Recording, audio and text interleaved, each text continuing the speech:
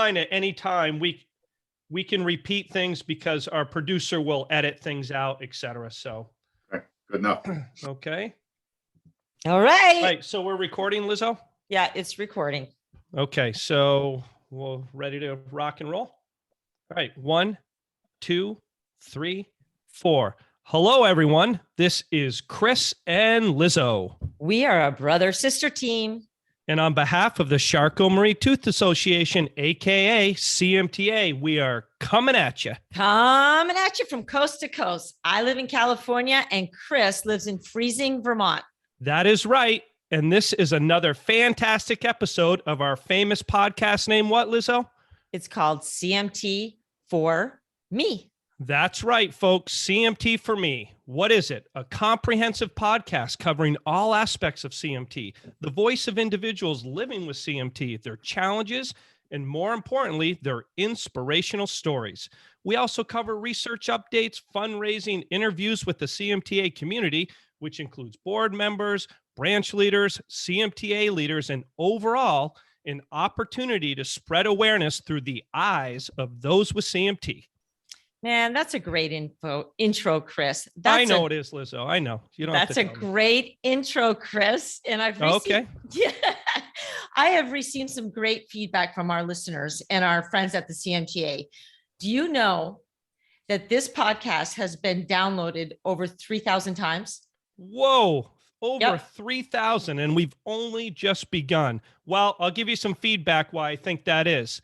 Most of those are my friends who want to hear my voice. I have an awesome podcast voice, and that's what's attracting our listeners. Oh my God, let's just move on. I knew you would say that. So before we introduce our next guest, I want to tell you that I've been on a hunt for a new car. I know it's hard for me to get a new car, and I'm finally going out to car dealers. I'm very tired of this dialogue. You've been searching for a new car for years and years and years. I know, but I'm really comfortable. I have this, Mercedes that I got, and it's a 2006, and I just love it.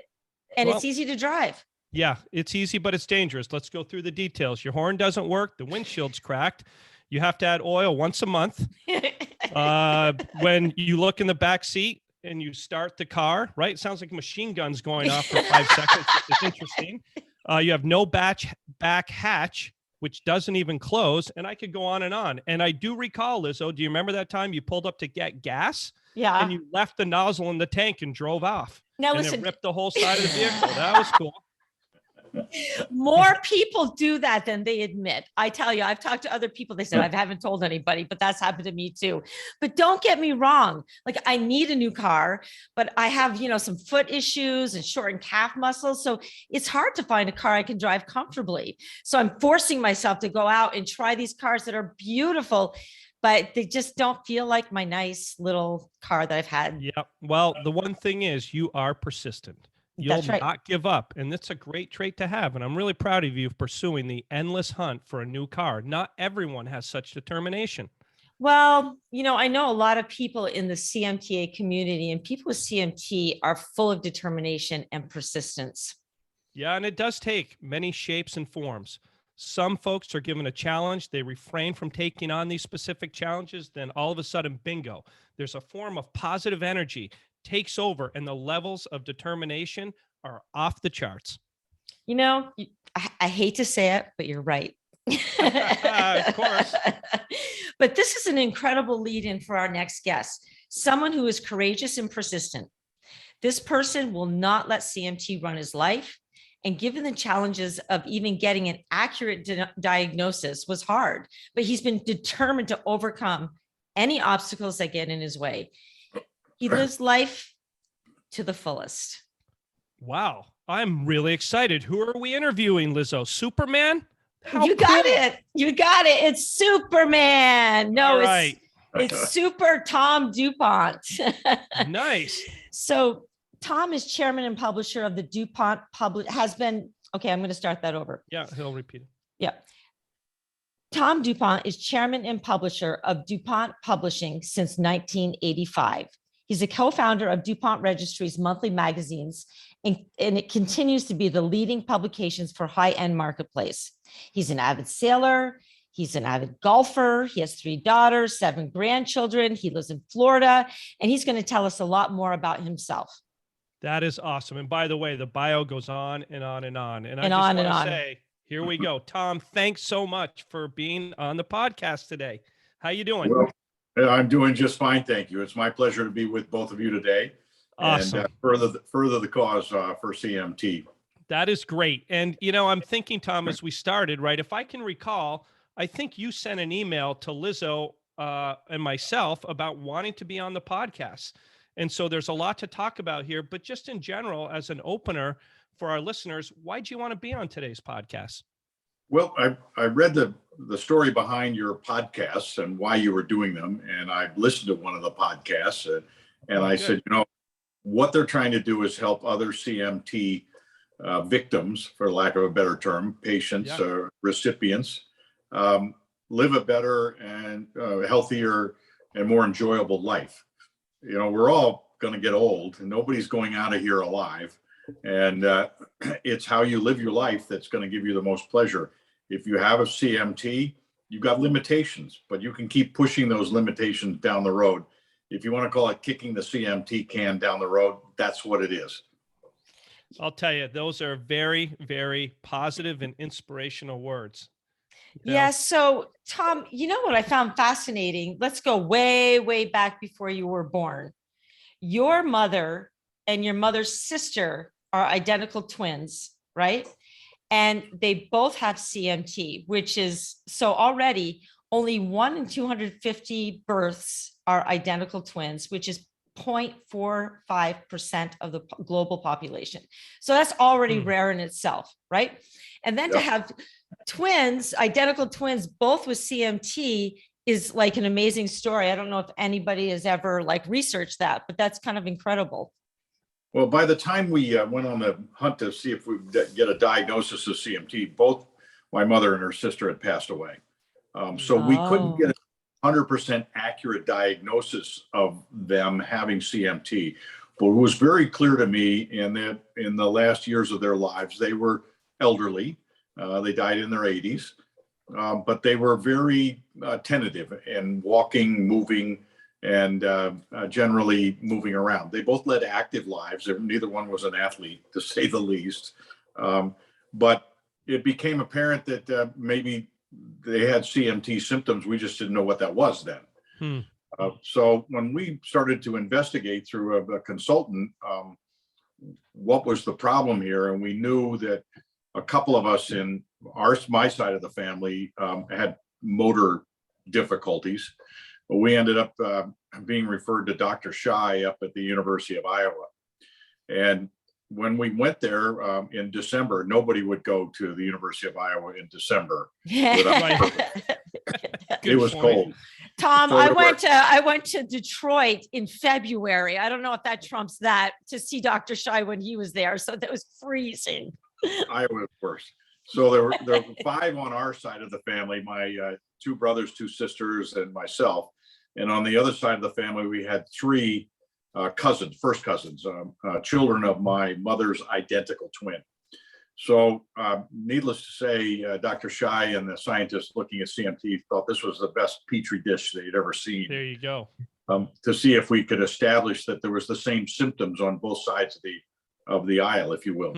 Yeah. So my younger brother and sister and I tested positive in that reflex testing that you do to determine that you have some motor deficiencies, as did 2 of the cousins who were there. And Tom, just the time frame, how old were you and when was that? Well, that would have been Roughly? 2000.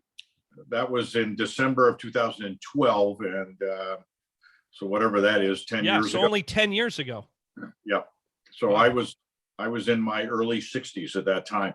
And I had known that I had some motor deficiencies. I used to run a lot, not marathons, but 5Ks, 10Ks, and 2 miles and 1 mile and all that kind of stuff.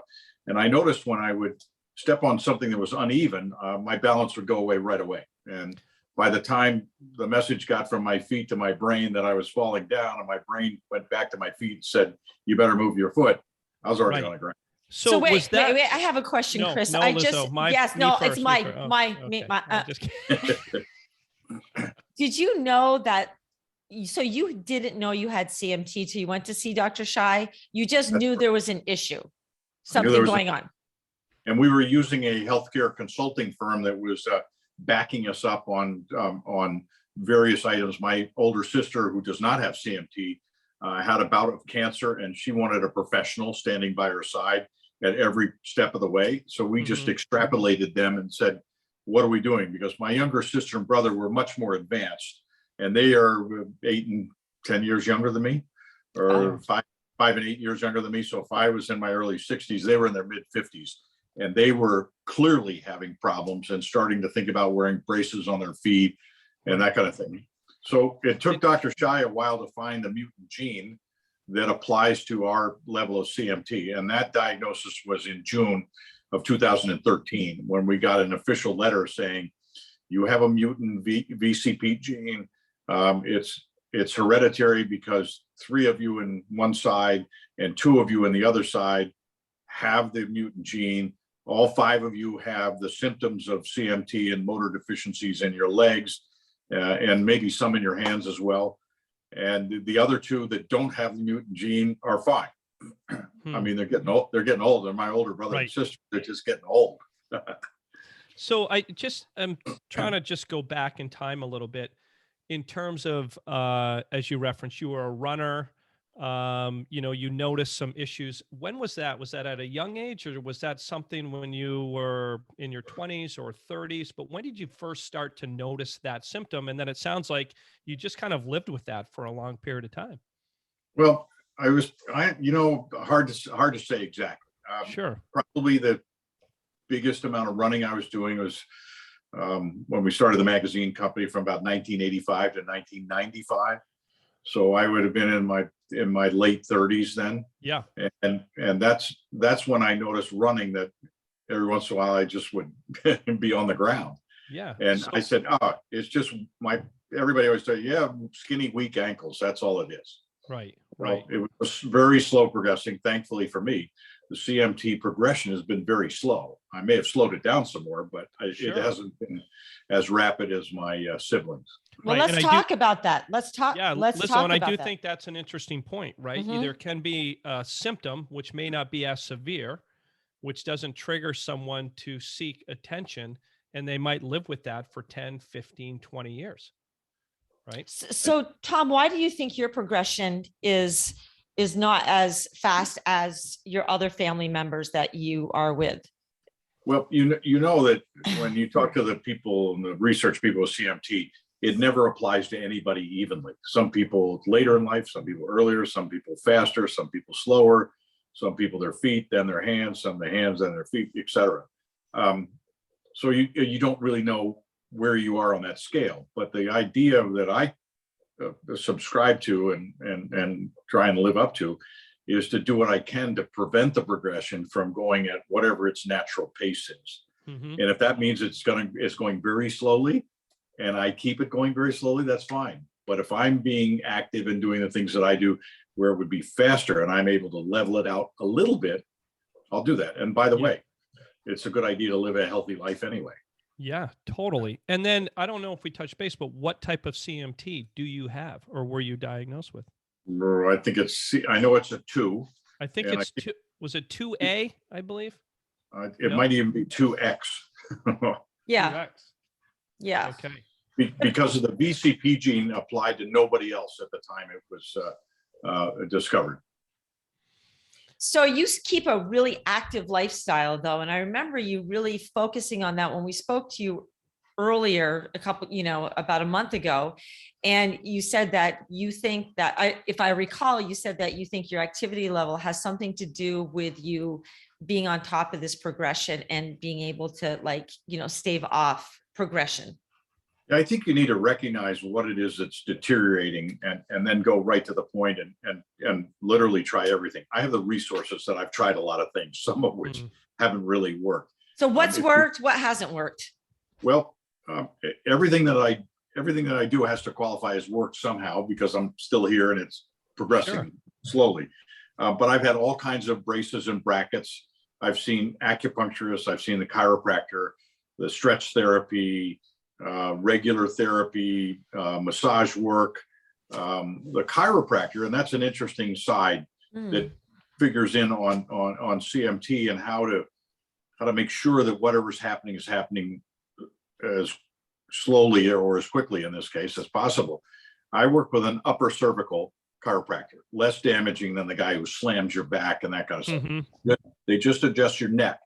And I started to feel like I was walking better. My gait was better after a few adjustments. And I just looked at the doctor and I said, well, you're messing around with my neck. Why is it making my legs better? And she said, well, two answers to that. First is, do you remember Christopher Reeves? And I said, oh, sure, Superman. So what happened to him? I said, he fell off a horse and broke his neck. And right. Said, what didn't work? I said, his legs. And she just looked at me and I said, Yeah. okay. Right. She said that the deal is with the nerve stimulus going from your muscles up to your brain and back, it goes through your spine. And if your spine's out of whack, it's like a bunch of swinging doors that bang into each other. If you get your spine aligned properly, the doors open and close and open and close, which means whatever message you're getting is getting to your brain and back, and you're able to compensate and work the muscles better.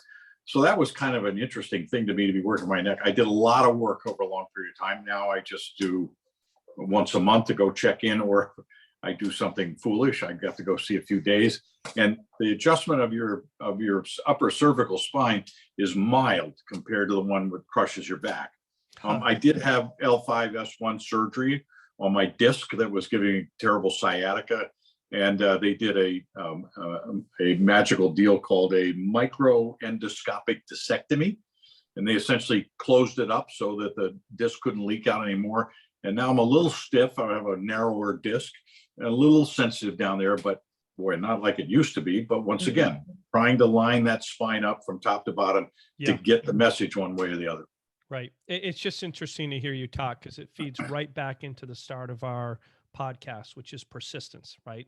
You have seeked out all of these, whether it's treatments or opportunities to do what you can. You've really been in the driver's seat to do what you can to kind of, as you reference, quote, kicking the can of CMT down the road, which I think it's incredible. And the comment I have on that, if you can go back to, I always think about, you've been very, very active in life. And, do you recall how you felt once you got that letter that said you had CMT? Was there any moment of disappointment, or, hey, I finally know what I have? And did that drive some encouragement to move forward and shape kind of who you are today? Well, I had plenty of symptoms leading up to that. They were somewhat mild, but plenty of symptoms. But when the letter came through, I guess, first off, I was, maybe this isn't the right for broadcast, but I was pretty pissed off. It's totally fine. That's a common response. Sure.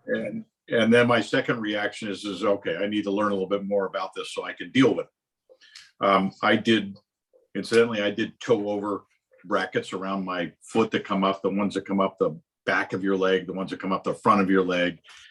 They have a solid plate under your foot that goes in your shoe. Mm-hmm. At the time when I was traveling for the magazine, I found that to be uncomfortable to have my feet locked in that position. And I was on my feet all day at a car auction on concrete, and pretty sensitive.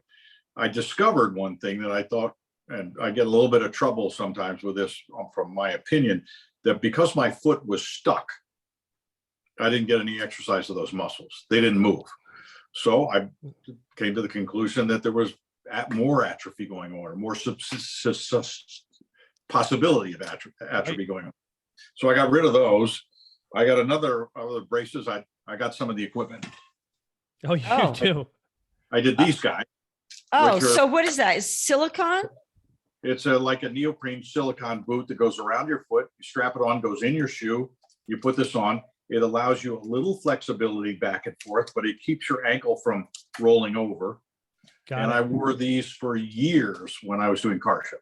So what Tom is showing us is a silicone sort of like sock with a boot without the toes, and there's Velcro on it. Do you know what those are called? Are those called Sappos?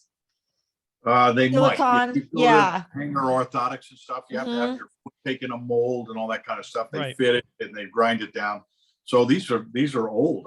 I used Yeah. these for a very long period of time, and then they're hot. Oh, I But would imagine they're not breathable. they look comfortable though. They're not plastic. Pretty comfortable.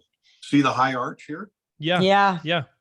Listen, it does remind me, just to give a visual for our listeners, and it's like, imagine putting on a ski boot or a hiking shoe, but it doesn't have the toe, right? So Right. obviously there's more materials with Gore-Tex and things like that, but this looks Very important to leave your toes plenty of space. And incidentally, interesting.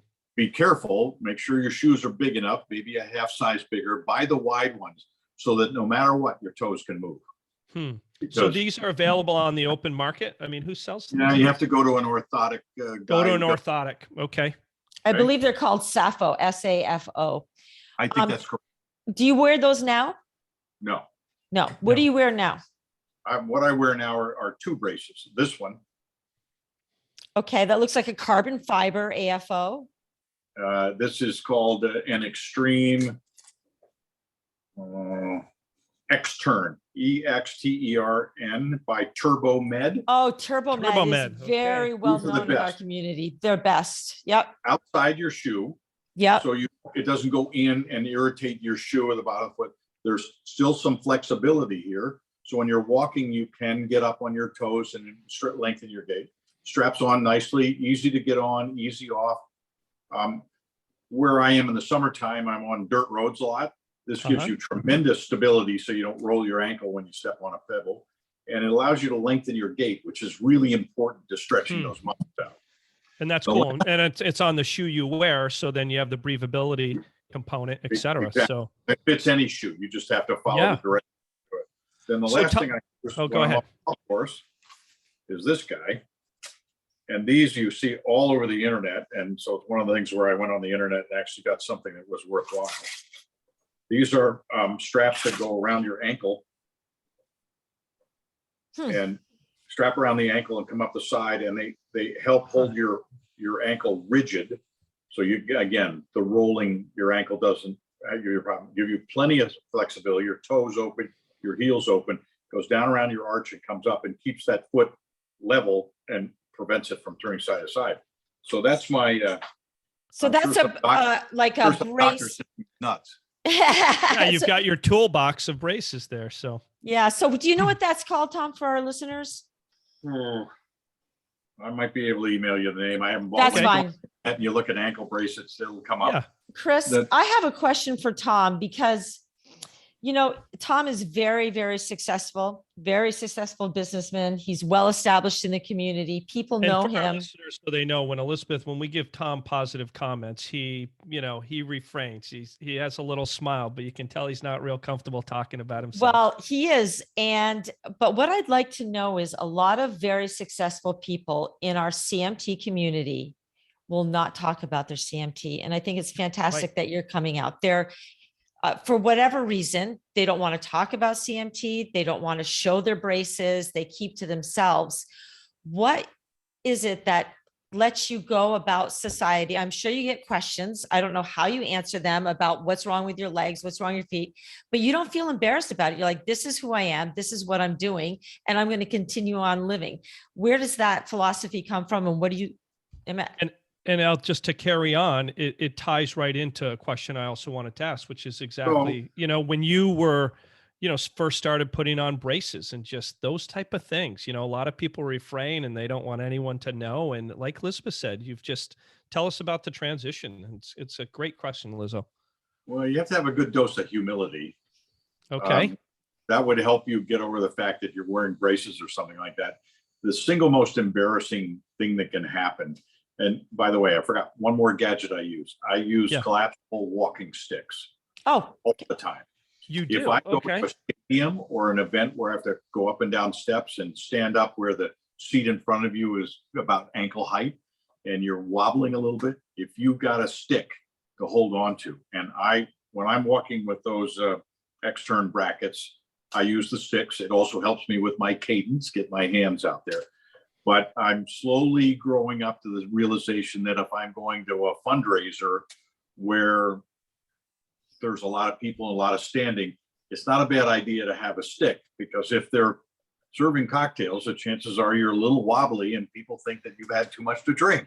Right. And I'd Right. rather have them realize I'm sober and that I need a stick than think that I've had too much to drink early on.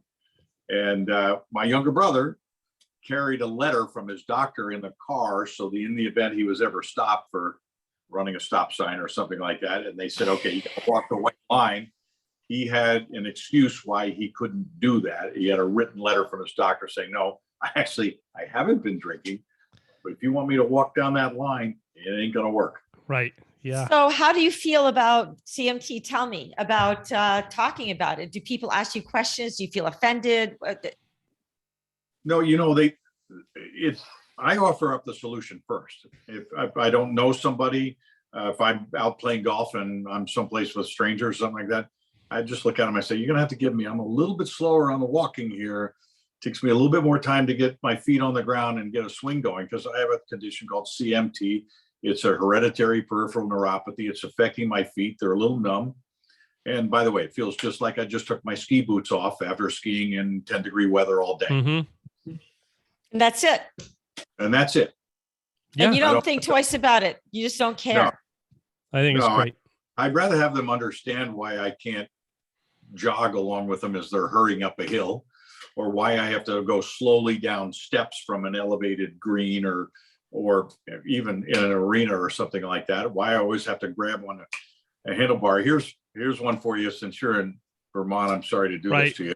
Okay. If I go to the beach, Clearwater Beach, one of the top beaches in the world, there's very little surf. Nice little rolling soft waves, little drop off, and then a big sandbar.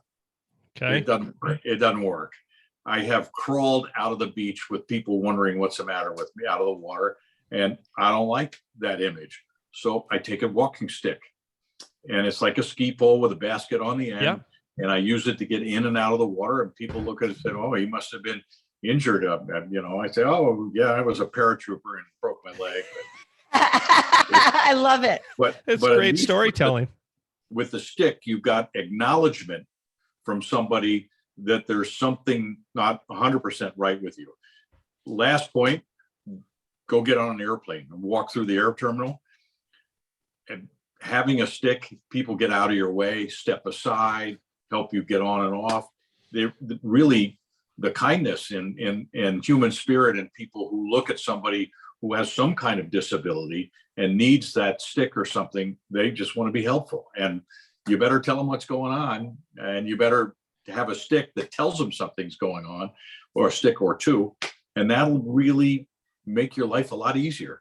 And I just think that's a great, yeah. And that's just a great point, because as Lizzo said, a lot of folks don't want to talk about their CMT. They don't want to express their feelings. They don't want people to see them in braces. And at the end of the day, I do think the individuals on the receiving end can be very helpful, can be very accommodating, and as you referenced, can really make that situation a lot better. You're absolutely right. I'd like to discuss, thank you, Tom, for that. I Yeah. just love your spirit and your willingness to accept what's going on with you, and you're finding solutions.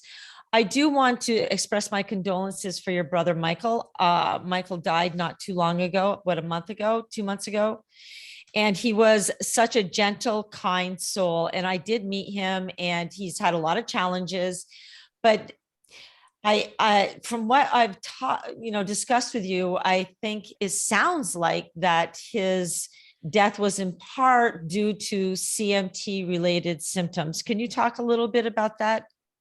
Sure. Michael had a long downhill slide, losing his motoring skills, ending up walking. His favorite cane was a cut-off hockey stick with a lot of tape on the end of it that he could grab. Yeah. Character. He wore some braces off and on, but his progression was much more rapid than me and fairly quick. He eventually became pretty much wheelchair and needed a hand to get up out of bed. It was affecting not only his legs and his feet, it was affecting his hands. He had trouble picking stuff up. He was already well into the big round handle spoons and things. But he faced it all with the humility and grace that Michael exhibited every place else in his life. As things got worse, he also developed some esophageal muscle atrophy, which shows up in some CMT cases, but not a lot. And any other neurological disease can affect you. So swallowing, talking, difficult, a lot of coughing and hacking, trying to clear his air passage. Michael had a couple of times where he was either sick or swallowed something wrong. So things would get jammed up in there. And eventually he passed away after an incident where he was hospitalized, and there was no reasonable recovery road at all. And as he deteriorated in the hospital in December, family came to his side and held his hand and wished him well, and off on the journey he went to the next level.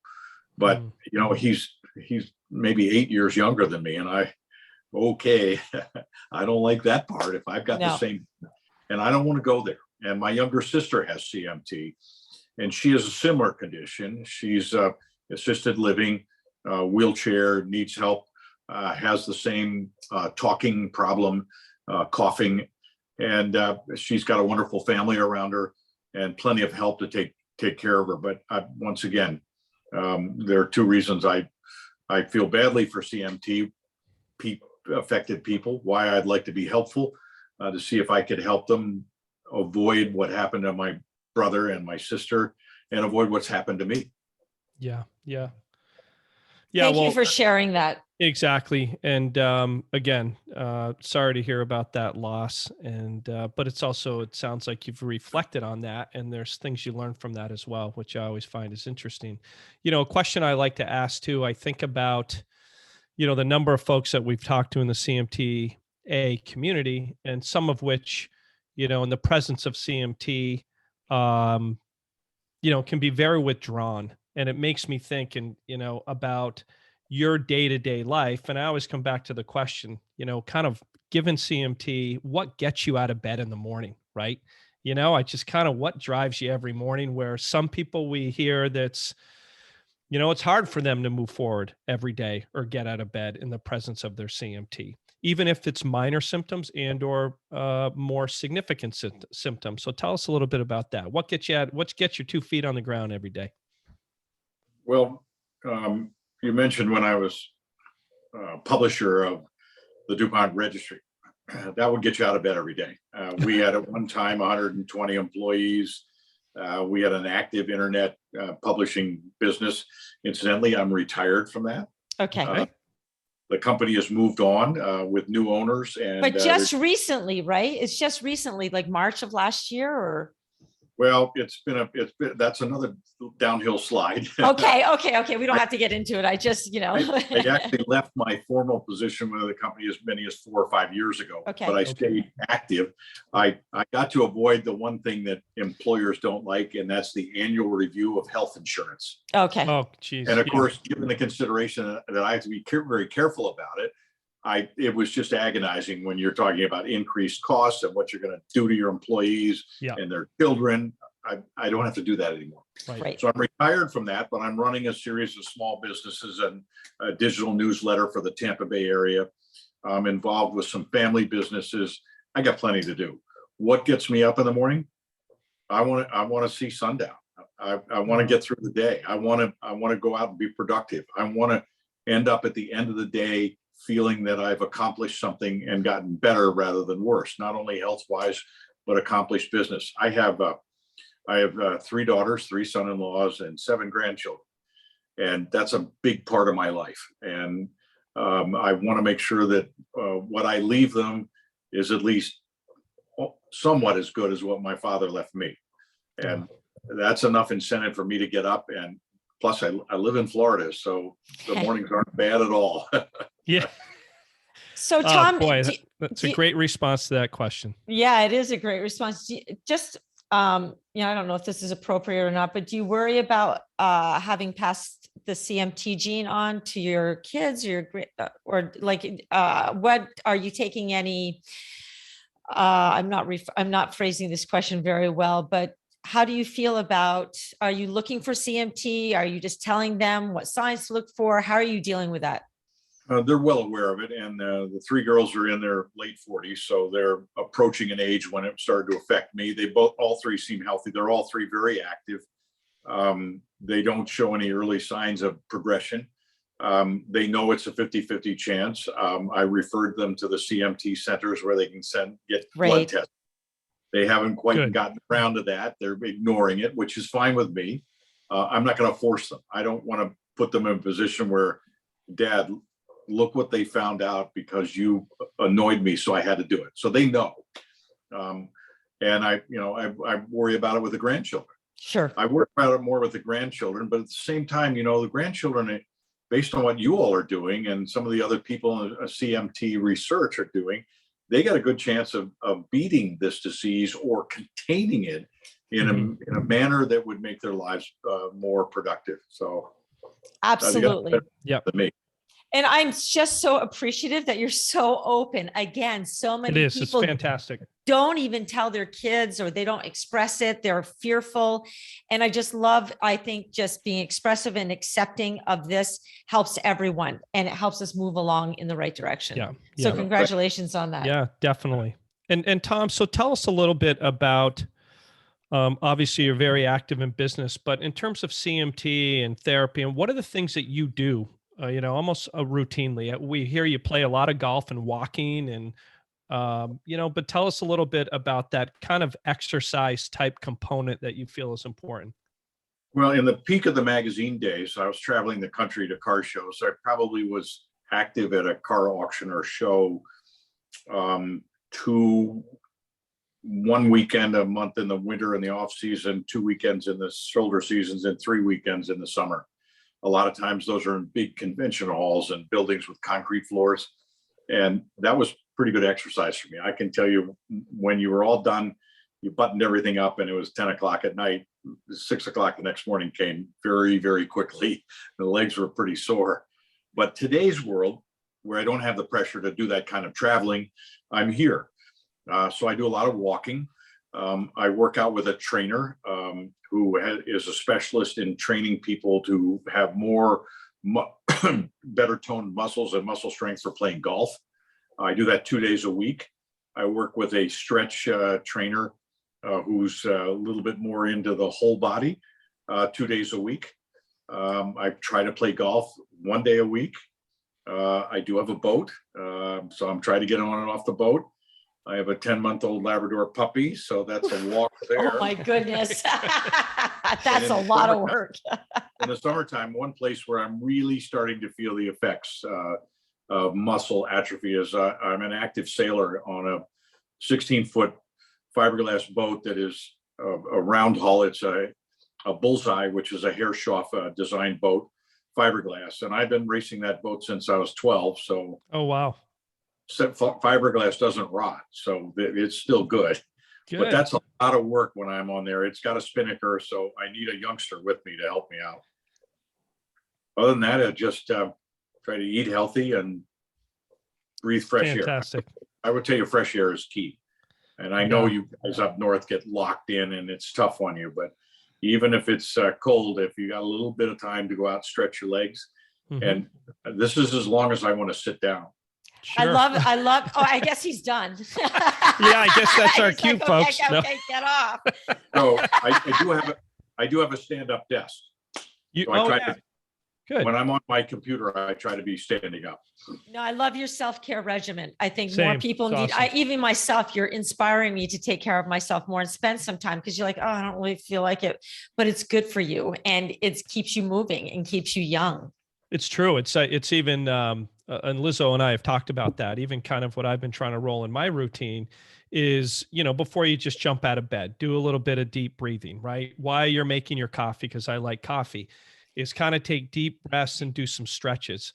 And even in the winter, I may go out on the deck and just inhale that kind of cold, fresh air and take my 5 minutes to clear my head before I start taking on work and other daily activities. That's a regimen that I just started lately that is a little bit odd, I think, but makes a difference. I agree. When I get in bed at night and I'm lying down and I'm trying to slow down from the day, although I don't normally have a problem doing that, I can fall asleep pretty quickly. I will deep breathe.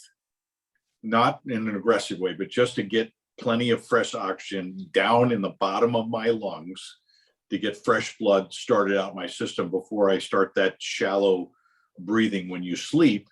And then hopefully you get some deep breaths when you sleep as well. And that's really, really good for you. Great, great. Well, we did get the cue that Tom is done sitting. So I got time left. I know. We're just kidding. But Lizzo, in closing, as we start transitioning to the close, you want to ask Tom the last question? Sure, Well, Tom. Oh, go let ahead. me- Go ahead, Tom. Yeah, please. Let me interject one thing, because this Sure. has been helpful to me and how my attitude towards life, and I think helpful to others. When I was in grade school in Wilmington, Delaware, in Tower Hill School, which was the private school to go to, we were all spoiled. There was a fellow at that school named Jimmy Lee. Jimmy Lee was the janitor. And I'm sure Lee was a short version for a long Italian. Yeah. Couldn't have been a better guy. He had jet black hair, always combed back perfectly. His uniform was always pressed. It said Jimmy on it. He was always happy to see you. And if you dropped a piece of paper on the ground, Jimmy was always in sight. They would go pick it up and say, now let's try to keep things a little bit tidy. Well, Jimmy was everybody's friend. And we are all coming from well-to-do families. I'm sure he lived in the old Italian neighborhood in Wilmington, probably took the bus to work, but his humility, honesty, openness, and spirit was just unquestionably unbelievable.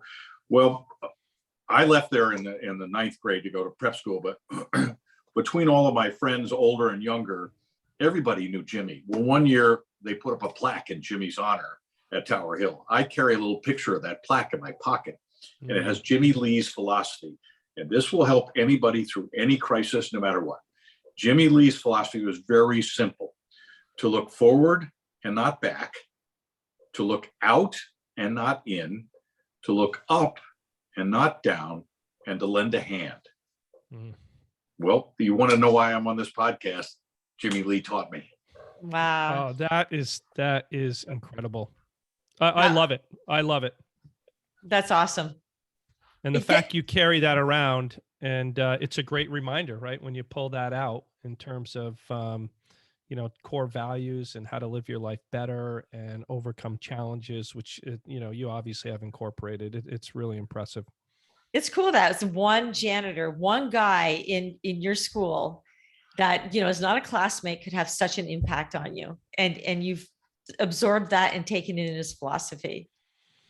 Well, Lizzo, I think with you not asking the question, Tom answered the question. And he you were answered the about to question. ask, which is, what advice would you have for the CMTA community? So that's And great. I think that is On a fantastic. more functional scale, it's either move it or lose it. There you go. Move it or lose it. Totally agree. And people who keep on moving, keep using those muscles, they're much better than those who don't with CMT. Yeah, Oh, in general. fantastic. Yeah, Yeah. completely. Well, there you have it, folks. Hopefully Thank you've you. enjoyed this podcast. And, Tom has just given some great advice, encouraging individuals, stay positive. You can work through these challenges. You can have a better outcome. And, I love it. Continue to kick CMT as it can down the road. Just keep kicking it down the road. So, Mine- Lizzo, Chris, he's just kicking CMT's ass. That's what he he's is doing. really. I think that's what it comes down to. Well, thanks to the two of you that have Awesome. made the effort to get people on the screen here that will will most likely help others deal with this condition, and frankly deal with other conditions that you run into besides CMT. To learn more about it from other people who are experiencing the same, and people can probably find me on Facebook, Instagram, and every place Great. else you think of. Any questions, anytime. Oh gosh, that's really great. That is I'm perfect. happy to fit with anybody. Oh, You- fantastic. You'd be a great resource for the CMTA community. So thank you for And- sharing that. Yeah, thank you so much for sharing your family story and your story. Really appreciate it. And to be Yep. open to questions, that's fantastic. Thank you so, so much. Awesome. Okay, thank you. I've enjoyed Okay, that very much. fantastic. So, hey, Lizzo, as we transition here, if someone wants to learn more about CMT and or to donate to our cause, where should they go? CMTAUSA.org. You got it. There's a lot of information on that website. So really, folks, go to the site, save this as a bookmark. Ongoing information. We will continue to educate you. And I'll continue. It takes a lot of money to fund research, and in order to find a cure for CMT, if someone was so inclined, let me back up. If someone was so inclined to generously donate to our cause, how would they go about this, Lizzo? Well, I have been told I sound like a broken record, but go You to do. CMTAUSA.org, CMTAUSA.org. Got it. So to our listeners, do you have a good story? Would you like to tell your story on our CMT for Me podcast? Write to us. Write to info@cmtausa.org and pitch your idea. We want to hear from you. Well, folks, and in honor of our guest speaker, just a short clip from the boss, Bruce Springsteen's Pink Cadillac. Here we go.